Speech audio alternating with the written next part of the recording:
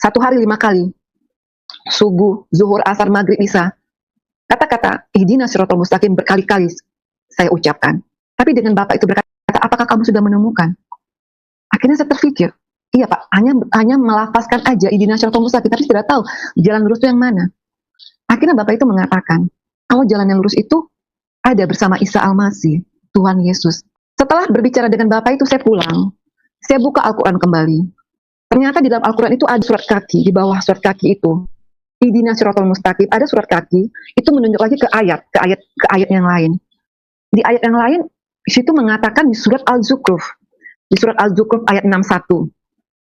Di surat Az-Zukhruf itu mengatakan bahwa Isa benar-benar menjadi petanda akan datangnya hari kiamat. Karena itu janganlah kita ragu atau ya tentang hari kiamat.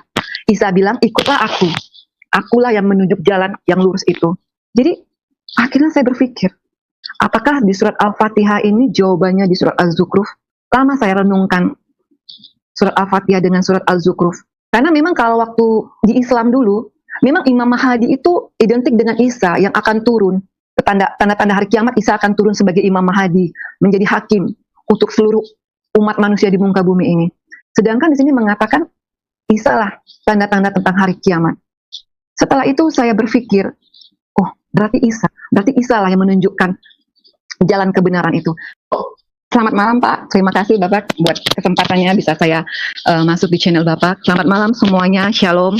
Perkenalkan nama saya Sri Rahayu, dipanggil Ayu. Saya latar belakang dari Islam. Saya aslinya dulunya, saya asli orang Sumatera Barat. Saya bersaudara 4 orang, saya anak nomor 2. Kebetulan saya dibesarkan dari keluarga seorang pengajar pendidik, seorang guru, karena orang tua saya guru. Jadi pada saat saya masih kecil, masih dalam di bangku sekolah SD atau SMP, orang tua saya pernah menekankan kepada saya, kalau bisa jangan berteman sama orang Kristen, karena di Islam orang Kristen itu adalah kafir. Jadi itu terdoktrin di pikiran saya dari SD sampai SMP. Saya pun juga kalau saya bertemu sama teman yang Kristen, saya langsung saya langsung menjarak gitu. Berjalannya waktu, saya SMP, SMA, kuliah. Setelah di tahun 99, saya berkenalan sama seorang laki-laki. Kebetulan dia beragama Kristen. Jadi pada saat saya berkenalan dengan beliau, ya kita bilang pacaran. Pada saat itu, ini orang, saya nggak tahu juga. Waktu saya baru mulai dekat sama beliau, dia selalu bercerita tentang Yesus. Saya mengatakan, kenapa kamu selalu berbicara tentang Yesus? Saya bilang, Yesus itu kalau di Islam adalah Isa. Saya bilang, ya, kalau bagi Kristen, Isa itu mungkin Tuhan. Tapi bagi kami, Isa itu Nabi. Jadi, Yesus itu bukan Tuhan bagi kami. Saya bilang sama teman saya. Tapi teman saya selalu berkata, ya mungkin ya sebagai dia seorang Kristen yang sungguh-sungguh, dia ingin menyampaikan amanat agung itu, dia selalu katakan kepada saya. Berjalannya waktu, setelah saya berkenalan sama beliau, pas jalan 3 tahun, saya diminta untuk mengantar seorang misionaris, orang tua, ke Malaka. Kebetulan misionaris itu bapak rohani dari teman saya ini. Mungkin maksud dia, mungkin biar bapak rohani dia ini, misionaris ini bisa menyampaikan tentang juru selamat Tuhan Yesus itu kepada saya. Jadi waktu itu, karena ini orang tua, saya sudah opa-opa atau opung-opung lah gitu. Jadi saya izin dengan orang tua saya. Kebetulan waktu itu teman saya ini sudah menjalin hubungan komunikasi dengan keluarga saya, dengan orang tua saya. Akhirnya orang tua saya kasih izin karena mungkin ini orang tua rohani dari teman saya. Di dalam perjalanan saya menemani bapak misionaris ini, orang tua ini ke Malaka. Mungkin asumsi orang saya membawa seorang opa atau opung atau kakek pergi berobat ke Malaka, karena Malaka itu identik dengan image orang tuh untuk tempat orang check up, berobat. Selama perjalanan sampai di Malaka, saya menuju rumah seorang anak rohani dari bapak misionaris ini, namanya dari misionaris ini. Dalam perjalanan, dia selalu mengatakan kepada saya, anakku, cobalah kamu kamu percaya dengan Tuhan Yesus sebagai Tuhan dan Juru Selamat. Kamu tidak apa-apa kalau kamu masih sholat, kalau kamu masih Islam, tapi menerima Tuhan Yesus sebagai Tuhan dan Juru Selamat. Saya waktu mendengar itu saya hanya diam saja. Saya diam. Terus Bapak itu selalu berbicara terus tentang Isa. Yang dibilang kalau di Islam itu Isa. Jadi setelah berjalannya waktu, akhirnya saya sampai ke rumah dari anak rohani Bapak misionaris ini. Ternyata saya sampai di rumah sebuah keluarga berasal dari orang India Tamil. Setelah sampai di sana, saya dilayani, terus saya dikasih kamar di atas. Keesokan harinya saya turun dari atas rumah orang India Tamil ini, saya mendengar ada sebuah kayak ada keramaian, kayak ada suara nyanyi-nyanyi, tapi saya tidak mengerti nyanyi apa, karena mereka bernyanyi dengan bahasa India. Setelah itu saya duduk dekat sana, dekat mereka. Setelah acara selesai, tiba-tiba tuan rumah itu memberi saya sebuah buku. Dia kebetulan bisa berbahasa Melayu. Dia bilang sama saya, kamu boleh baca buku ini. Saya yang punya buku ini saya belum baca. Dia bilang sama saya. Terus saya lihat covernya buku itu melambangkan kubah dari masjid. Setelah saya menerima buku itu, saya membaca. Bab demi bab saya baca. Tiba-tiba hati saya tertantang, bergejolak. Dalam hati saya ini apa benar apa tidak gitu. Semakin saya membaca buku ini, saya semakin tertantang. Karena ini yang saya baca itu merupakan pokok atau tiangnya dari agama waktu itu yang saya anut. Setelah saya hampir berakhir membaca buku itu, saya masih berdoa. Saya bilang gini, ya Allah ya Tuhan, apakah buku ini merupakan kebenaran? Berarti kalau benar, berarti selama ini salah yang saya ketahui. Kalau benar, saya akan baca buku ini sampai selesai. Kalau tidak, buku ini merupakan suatu ya penyinar atau bagaimana lah gitu. Setelah itu malamnya kayaknya Tuhan kuat menggerakkan saya harus membaca buku ini sampai tuntas. Setelah sampai tuntas saya membaca buku ini, saya bilang keesokan harinya sama Bapak orang India Tamil ini, saya sudah membaca buku ini, saya mau pulangkan buku dia. Dia bilang, you boleh ambil. Dia bilang, you bawa pulang. Akhirnya keesokan harinya saya balik dari Malaka, saya harus pulang ke Pekanbaru. Saya pulang ke Pekanbaru. Sampai di Pekanbaru, saya bergumul kayak bergejolak selalu di hati dan pikiran saya. Ini apa benar, apa tidak, apa benar, apa tidak. Apakah benar Isa yang saya yakini di agama Islam sebagai Tuhan dan Juru Selamat. Setelah itu saya sampai di Pekanbaru.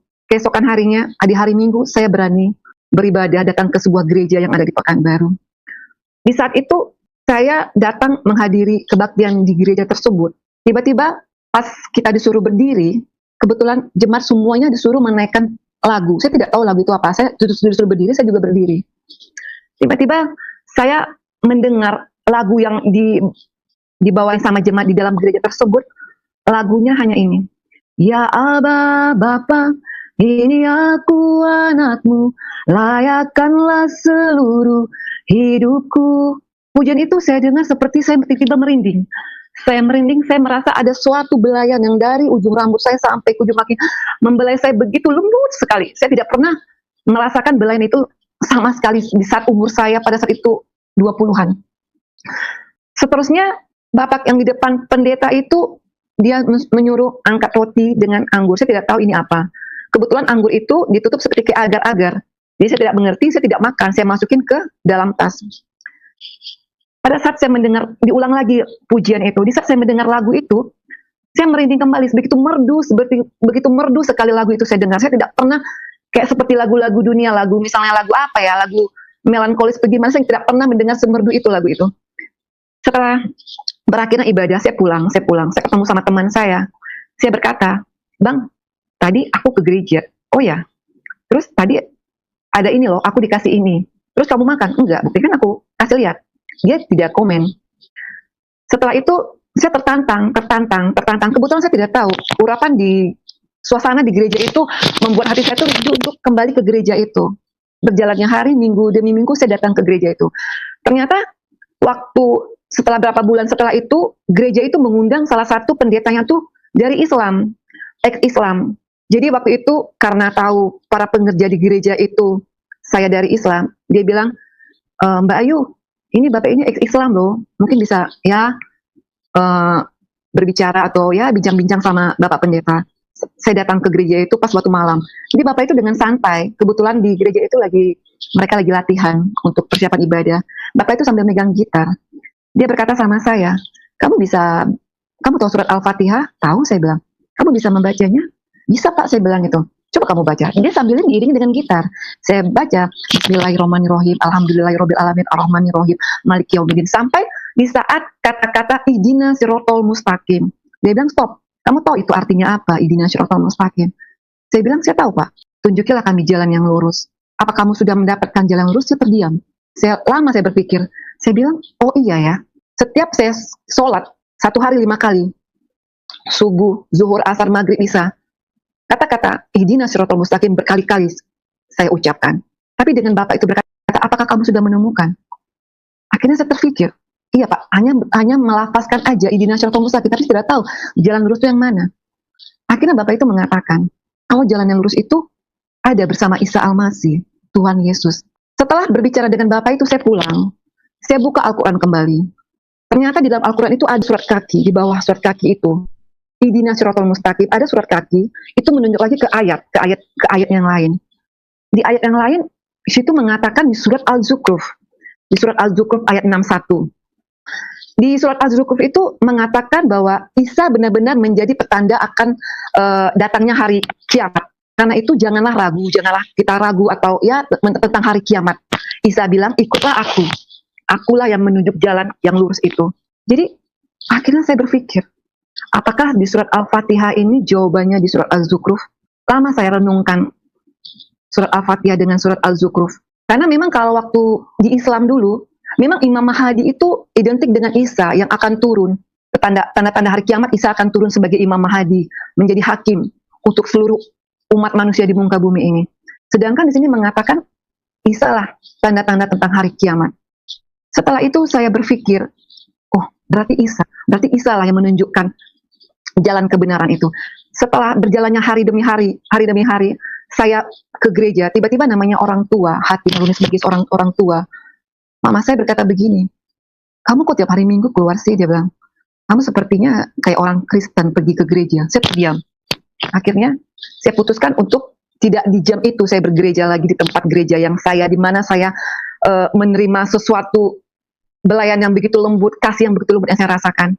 Akhirnya saya seperti gereja keliling. Saya masuk ke gereja, ya gereja yang daerah, gereja adat, tapi saya tidak mengerti gitu. Tapi karena saya rindu ingin beribadah, ingin mendengarkan firman Tuhan yang disampaikan oleh pendeta yang untuk hari Minggunya. Akhirnya saya bilang tidak ada yang saya dapatkan dari saya berkeliling terus. Akhirnya saya putuskan untuk kembali ke gereja tempat di mana saya pertama datang. Setelah saya ikutin, akhirnya saya berbohong. Saya sampai bilang malam itu hari Sabtu, besok hari Minggu, saya masukin baju ke bagasi mobil. Hari Minggu saya keluar dengan pakaian santai. Saya bilang saya keluar ke rumah teman saya karena teman saya banyak anak kosan waktu itu. Jadi ya tidak membuat orang tua saya curiga padahal saya ke gereja. Akhirnya saya ke gereja tempat di mana pertama saya datang. Akhirnya iman saya bertumbuh. Setelah berjalannya waktu sudah berapa bulan, saya memutuskan saya minta dibaptis. Saya minta dibaptis sama saya bilang sama para pengerja di gereja itu, Bu, saya pengen dibaptis. Wah, benar dia bilang, iya Bu. Oh ya udah nanti pas Bapak Gembalanya datang nanti kita atur. Akhirnya Bapak Gembala tersebut datang. Keesokan harinya di hari Sabtu, saya dibaptis di salah satu sungai di Pekanbaru. Pada saat dibaptis, kan kita dikasih jubah untuk dikenakan jubah putih. Waktu itu saya berdua dengan seseorang, dia baptis juga gitu. Setelah waktu mau mulai baptis, kita mulai berdoa. Saya masih berdoa dengan saya masih pakai Allah. Saya bilang, ya Allah ya Tuhan, apakah ini suatu jalan keselamatan buat saya? Kalau bukan, saya buka jubah ini, saya tidak mau pakai jubah ini lagi, saya tidak mau dibaptis. Tapi kalau memang ini keselamatan bagi saya bilang, tarik saya sampai ke sungai untuk saya bisa dibaptis.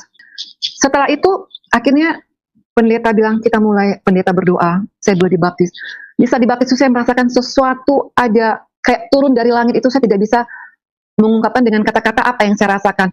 Seperti saya itu tanpa anak baru lahir, baby baru lahir, tidak ada dosa. Seperti kayaknya plong aja rasanya hidup ini gitu. Setelah saya keluar dari sungai, saya ganti baju untuk habis dibaptis. Setelah itu kita ketemu sama pendeta yang membaptis saya, beberapa orang dengan para pelayan di gereja itu.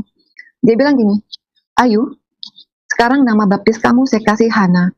Wah, Hana itu artinya apa Pak? Hana itu pendoa. Kamu nanti baca di kitab Samuel. Saya bilang bagaimana saya mau baca, saya tidak ngerti, saya belum mengerti buka Alkitab dari mana, kitab Samuel pun saya tidak tahu. Setelah itu setelah baptis saya pulang.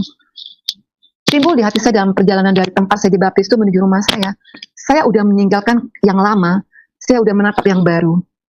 Keesokan harinya, karena di keluarga saya, karena saya ada dari keluarga dari orang dari Sumatera Barat, adat sama agama sangat kental sekali, sangat kuat sekali. Kita sering melakukan sholat berjemaah di rumah. Orang tua saya mengatakan gini, mari kita sholat. Saya mengatakan, saya lagi datang bulan. Karena waktu dulu di Islam, kalau lagi datang bulan tidak dibenarkan untuk sholat. Oke, mungkin alasan itu orang tua saya masih bisa menerima. Tapi lama-lama orang tua saya selalu berkata, mari kita sholat, mari kita sholat. Jawaban saya, lagi datang bulan. Terus tiba-tiba orang tua saya ngomong gini, kamu bilang datang bulan, nanti dikasih Allah loh kamu kendaraan, datang bulan terus selamanya. Saya terdiam. Karena dalam hati saya tidak mungkin sholat lagi. Walaupun saya teringat omongan dari Bapak misionaris, Bapak rohani teman saya itu mengatakan, kamu tidak apa-apa kalau kamu Islam, kalau kamu masih sholat. Tapi saya udah punya komitmen. Ya sekali saya melangkah, sekali saya udah terima Yesus sebagai Tuhan dan Juru Selamat saya udah dibaptis, saya udah lahir baru kembali. Ya tidak ada lagi tawar menawar. Akhirnya berjalannya hari, orang tua saya ngomong kayak gitu. Terus saya bilang sama teman saya, gimana ya? Orang tua saya terus saya sholat. Terus teman saya ngomong gini, saya juga konsultasi sama teman-teman di gereja, sama para pengerja. Dia bilang, ya berhikmat aja ayo. Saya bilang, berhikmat. Mungkin berhikmat itu saya harus berbohong. Tapi yang saya lakukan berhikmat itu berbohong itu akhirnya membuat saya tuh gelisah, tidak tenang. Setelah berapa hari kemudian ya, setelah berjalannya waktu, saya disuruh sholat lagi. Saya bilang, Mah, saya mau sholat di masjid tempat gubernur habis meresmikan masjid baru dia. Kebetulan tidak jauh dari rumah saya. Akhirnya karena mungkin alasan saya mau pergi sholat, akhirnya dibolehkan. Saya taruh mukena di dalam mobil, dalam perjalanan, saya berhenti di tepi jalan. Saya berdiam diri. Saya bilang, saya banyak berbohong. Tiba-tiba, saya buka Alkitab. Saya tidak tahu buka Alkitab itu dari mana, tapi saya main asal buka gitu aja. Tiba-tiba saya membaca dalam firman Tuhan itu di Matius, waktu saya di Matius, lihat aku mengutus kamu seperti domba di tengah serigala.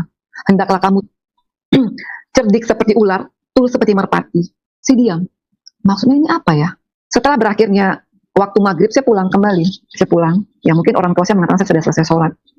Saya bertelepon dengan teman saya bilang, tadi aku disuruh sholat.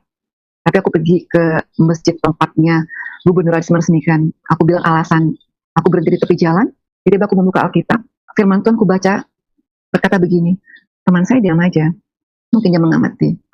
Setelah itu berjalannya hari demi hari, orang tua saya lama-lama curiga. Dia bilang, kamu kayaknya sepertinya udah Kristen. Dalam hati saya, aduh bagaimana ya?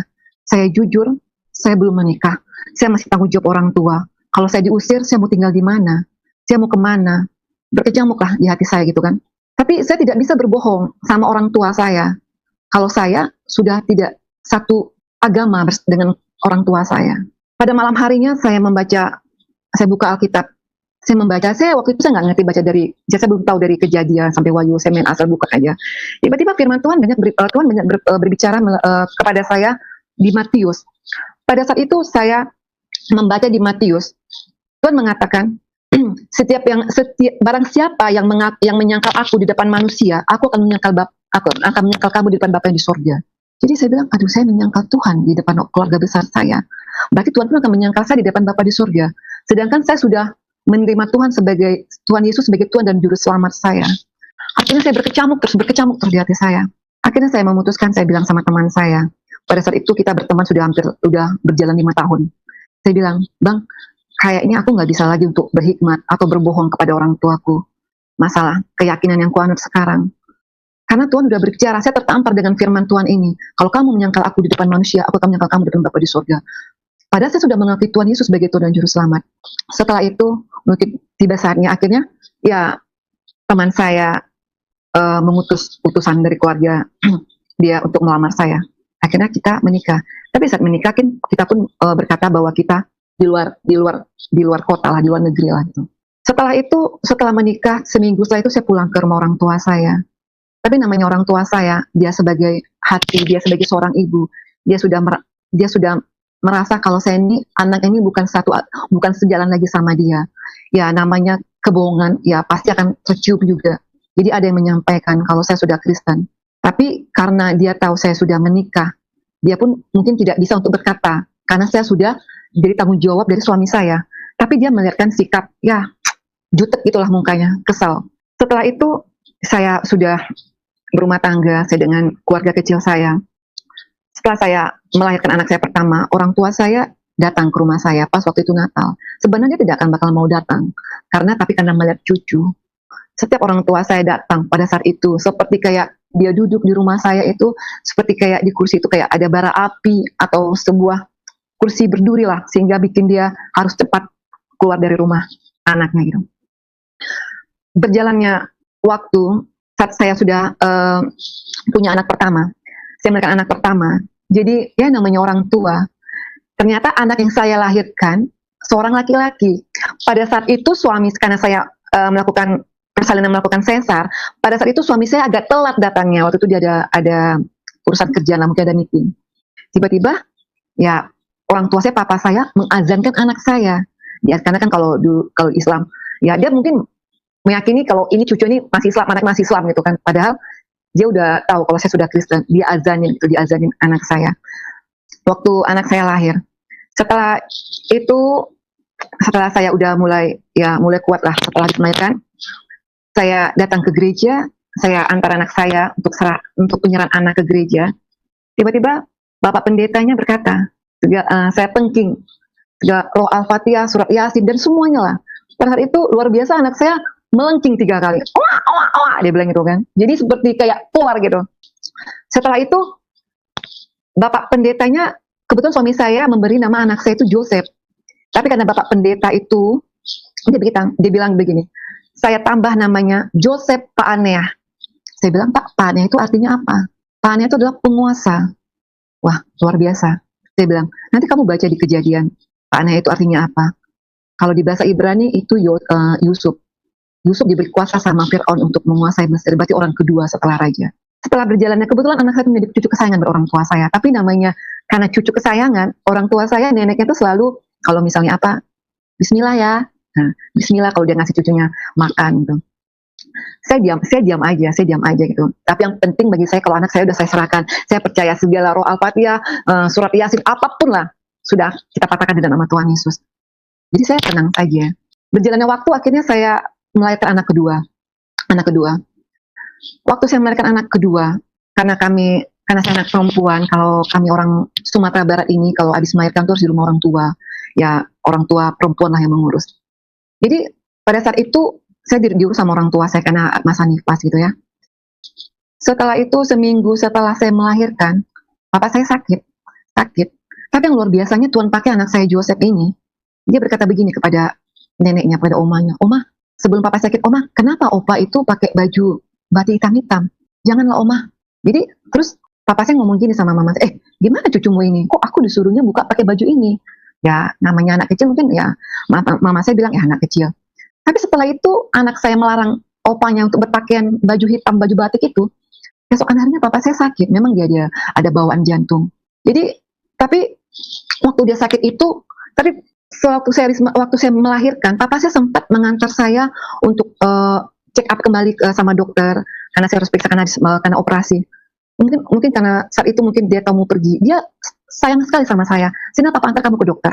Setelah itu dia sakit. Ya seminggu lah setelah itu dia sakit. Waktu dia sakit, saya masih ke kamar dia, karena saya di rumah orang tua saya waktu saya habis melahirkan. Terus papa saya ngomong gini sama saya, aduh, dia bilang gitu kan, aku masih terpikir-pikir anakmu, dia bilang gitu. Ya udahlah Pak, anak kecil saya dengar. Setelah papa saya ngomong gitu, pas maghribnya papa saya meninggal. Saya sedih sekali. Ya karenanya di Islam tidak boleh jenazah lama-lama. Keesokan paginya, habis sholat zuhur, papa saya harus dikubumikan. Waktu bapak saya dimandikan jenazahnya, ya suami saya karena dia udah masuk ke keluarga besar saya, dia sebagai seorang menantu, saya pun juga anak. Pada saat jenazah almarhum papa saya dimandikan, mama saya melarang, tidak boleh suami kamu memegang jenazah almarhum papamu. Saya sedih sekali. Kenapa? Kok suami saya tidak boleh memegang jenazah almarhum papa saya untuk memberi penghormatan terakhir, dan saya pun tidak boleh dekat sama jenazah almarhum papa saya. Setelah itu suami saya dengan dia tunjukkan sebagai seorang menantu, dia urus baik-baik. Akhirnya setelah pemakaman, setelah berjalannya waktu demi waktu, akhirnya anak saya kedua, saya pindah ke Batam. Saya kembali lagi teringat kepada firman Tuhan di Matius tuh, yang mengatakan, ya karena namaku kamu akan digiring ke pemuka agama. Terus hendaklah kamu seperti kita harus pindah ke kota yang lain gitu. Akhirnya kami pindah dari Pekanbaru kami ke Batam. Setelah saya pindah ke Batam, waktu itu orang tua saya mau datang ke Batam. Tiba-tiba kami suami istri berdoa. Saya bilang sama suami saya, mama saya mau datang. Karena kan ya namanya juga seorang udah janda, ya mungkin dia bebas lah untuk mau kemana. Kita berdoa. Kita bilang kita berdoa Tuhan, biarlah Tuhan nanti ada perjumpaan pribadi ya antara kau bisa menyatakan kuasamu dan orang tua kami ini, baik dengan suasana di rumah atau melalui mimpi atau di kamar.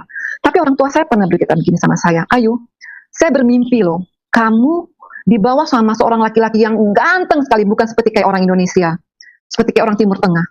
Saya mengatakan dalam hati saya Tuhan Yesus, tapi saya tidak mau mengatakan sama orang tua saya.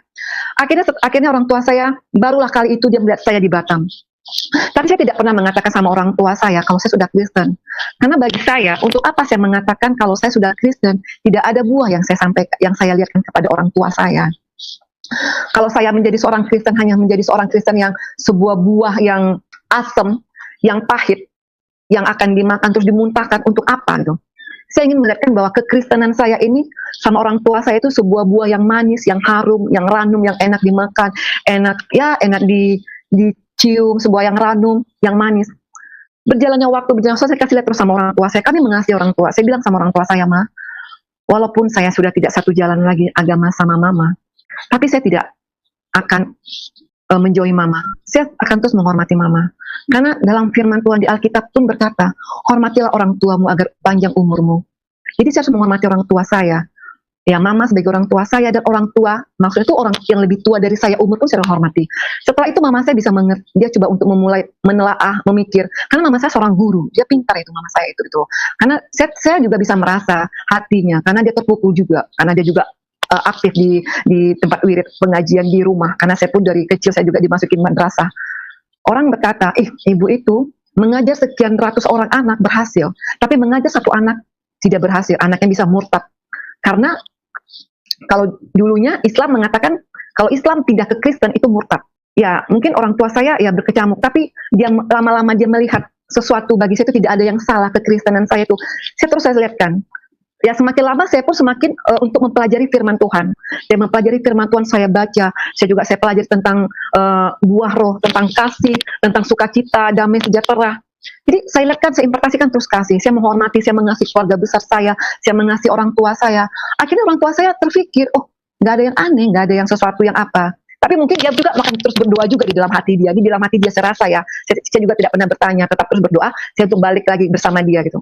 Tapi karena dia melihat sesuatu ada yang berubah bagi saya, akhirnya berjalannya waktu, sudah berjalannya 10 tahun pernikahan saya, orang tua saya rajin melihat saya di saat waktu bulan Desember. Di saat bulan Desember kita Natal, dia malahan membuat bagaimana suasana Lebaran. Dia bikin rendang, dia bikin lontong dan semuanya lah. Dia sajikan semuanya. Dia bilang, ya kamu undang aja teman-teman di gereja kamu. Akhirnya teman-teman gereja saya, kita pulang dari beribadah, kita ke rumah. Wah enak ya buatannya mamanya Mbak Ayu, enak. Akhirnya mama saya, oh iya. Mama saya dengan menerima puji itu dengan sukacita juga dia menerima. Oh iya. Akhirnya saya pun juga heran. Mama saya pelan-pelan akhirnya bisa menerima. Tapi dia tidak pernah mencetuskan, oh saya menerima kamu karena kamu dekatnya, tidak. Cuma saya sudah bisa merasakan jalan bawah saya. Saya lihatkan sama mama saya. Akhirnya mama saya mengatakan, ya sekarang udah jalan kamu, ya kalau kamu udah memilih jalan kamu ini, ya kamu bisa mempertanggungjawabkannya. Ya silakan, kalau itu membuat kamu tuh tenang, bahagia. Tapi mama saya memikir, keluarga besar saya pun melihat ada sesuatu yang dilihatnya dari saya. Mungkin dengan saya menerima Tuhan Yesus sebagai Tuhan dan Juru Selamat, mereka melihat ada suatu kayak seperti intan atau berlian, yang mereka melihat saya itu seperti Kristen yang militan. Karena kenapa? Karena waktu itu ada ipar saya berkata begini, kakak ini imannya kuat ya, dia bilang itu. Apa yang kakak cita-citakan selalu terwujud. Terus saya ngomong gini sama adik ipar saya, juga sama orang tua saya, Tuhan yang saya sembah bukan Tuhan yang mati di kayu salib, tapi Tuhan yang saya sembah itu Tuhan yang hidup, saya bilang. Karena kenapa saya bilang Tuhan yang hidup? Dengan prosesnya waktu demi waktu perjalanan hidup saya, penyertaan Tuhan begitu sempurna dalam kehidupan saya bilang, pertolongan Tuhan. Sehingga ya Tuhan pun selalu ya pemeliharaan Tuhan dengan rumah tangga saya, dengan suami saya, dengan anak-anak saya. Akhirnya keluarga saya melihat, ya sekarang ini puji Tuhan, keluarga saya bisa menerima. Kalau ada apa-apa mereka selalu telepon saya, Kak bantu doa ya Kak, tolong doain ya. Mama saya kemarin terakhir, karena kita dalam COVID ini, ayo kamu doain Mama ya. biar mama panjang umur. Saya bilang, "Oh, mama kok tiba-tiba WA saya kok berkata begitu?" Dia waktu itu lagi di Padang, di rumah adik saya. Tapi saya merasa, wah, ternyata Tuhan yang saya sembah itu adalah Tuhan yang benar-benar nyata gitu, melihatkan kuasanya gitu loh. Dan Tuhan pun bisa mulai menjamah hati keluarga besar saya, pikiran mereka gitu loh kan, sehingga mereka bisa menerima saya. Dan akhirnya ya pernikahan saya sudah berjalan 17 tahun. Saya pun dengan suami udah memutuskan kami untuk melayani Tuhan. Puji Tuhan kami sudah melayani Tuhan dengan ya dibilang full heart, memang full heart gitu, tapi karena saya masih masih berbagi waktu urus rumah tangga, anak gitu. Tapi saya tetap melayani Tuhan bersama suami. Akhirnya orang tua saya ngomong gini, kamu harus jaga semuanya, wibawa kamu, sikap kamu, tindakan kamu, pergaulan kamu, pakaian kamu, karena kamu sudah mulai disorot. Dalam arti kata, dia bilang ya kamu sudah di gereja. Sampai dia ngomong gini sama saya, kapan kamu bisa khotbah? Dia bilang itu. Kapan kamu bisa ceramah? Dia bilang itu. Dia masih pakai bahasa ceramah. Kok kamu bernyanyi terus? Dia bilang. Saya bilang, ya kita lihat nanti bagaimana Tuhan. Saya bilang mungkin belum kapasitas saya untuk berkhotbah. Saya bilang. Tapi puji Tuhan gitu loh kan. Ya memang semua proses yang saya alami itu memang menyakitkan bagi saya. Tapi endingnya tuh semuanya indah pada waktunya. Akhirnya berjalan waktu demi waktu, tahun demi tahun. Puji Tuhan keluarga besar saya bisa menerima saya. Dan mereka pun ya kalau ada apa-apa selalu menopang, selalu meminta sama saya, Kak, tolong dalam doa ya, tolong doain ya, tolong doain ya. Akhirnya saya bilang, aduh Tuhan luar biasa Tuhan ini dalam kehidupan saya. Ya begitulah yang saya alami perjalanan saya mengenal Tuhan Yesus. Memang saya mengenal Tuhan Yesus di saat saya udah mulai dewasa, di saat saya udah mulai wisuda. Jadi karena saat itu saya baru menyadari Tuhan memberi kita akal dan pikiran untuk menguji segala sesuatu. Jadi apalagi pada saat itu saya udah mulai ya udah 20-an lah ya, pasti saya kan seorang mahasiswa, saya kan mempunyai akal dan pikiran untuk menguji segala sesuatu. Saya uji, saya telah akhirnya saya menemukan bahwa Tuhan Yesus adalah Tuhan dan juru selamat. Dan itulah sebagai Tuhan dan juru selamat saya yang selalu menopang hidup saya. Yang saya rasakan setelah saya menerima Tuhan Yesus, ya saya selalu merasakan damai, sukacita yang Tuhan berikan. Walaupun pencobaan ada yang Tuhan berikan kepada saya, tapi ada sesuatu yang saya rasakan. Karena dalam firman Tuhan, aku tidak akan membiarkan kau seorang diri. Roh penghiburku, roh penolongku akan senantiasa turun kepadamu. Jadi di saat saya merasa ada kesesakan, saat saya ada pencobaan, saya percaya pertolongan Tuhan itu pada waktunya. Dan saya juga tahu bahwa Tuhan pun juga memberi pencobaan kepada kita itu tidak akan melampaui dari batas kemampuan kita. Yang mungkin pada saat itu saya mengalami pergumulan salib yang saya pikul untuk mengikut Tuhan Yesus dengan keluarga saya, mungkin time-nya sampai sekian tahun ini. Akhirnya keluarga besar saya bisa menerima saya. Puji Tuhan, ya kami pun dengan sekarang ini saling bergandengan tangan. Dan puji Tuhan pun teman-teman saya selalu bilang, wih luar biasa ya mamanya Mbak Ayu ya, dengan bisa merangkul anak-anaknya. Walau Mbak Ayu bukan sejalan lagi, luar biasa. Dan hati mamanya Mbak Ayu tulus, ikhlas. Sampai mama saya pun kalau saya bawa pun ke tempat teman saya, karena teman saya itu kan Kristen, mama saya enjoy gitu loh kan. Juga teman saya yang Buddha, kita pergi Imlek, mama saya enjoy. Jadi sampai sekarang mama saya pun bisa membela saya. Saya pernah dikatakan sama tante saya bilang itu, apa itu anak murtad, anak kafir, durhaka. Sampai mama saya bilang gini, kamu hati-hati dengan pembicaraan kamu ya. Dia bilang itu, apakah udah agama yang kamu yakin, apa keyakinan yang kamu anut sekarang ini udah membawa kamu dengan satu kebenaran, apa yang kamu cari, yang kamu makan itu udah halal semuanya. Kamu tahu, walaupun anakku nggak satu jalan sama aku lagi, menantuku, tapi dia lebih ngerti agama daripada kamu. Saya pun kaget. Padahal itu adik ipar dia loh gitu loh. Jadi begitulah kesaksian saya yang bisa saya sharingkan pada malam hari ini. Ya semoga kesaksian saya ini bisa menguatkan kita semua, bisa memberkati. Dan puji Tuhan pun, ya kami suami sudah melayani. Saya pun juga sekarang lagi belajar STT di salah satu tempat gereja saya berbakti.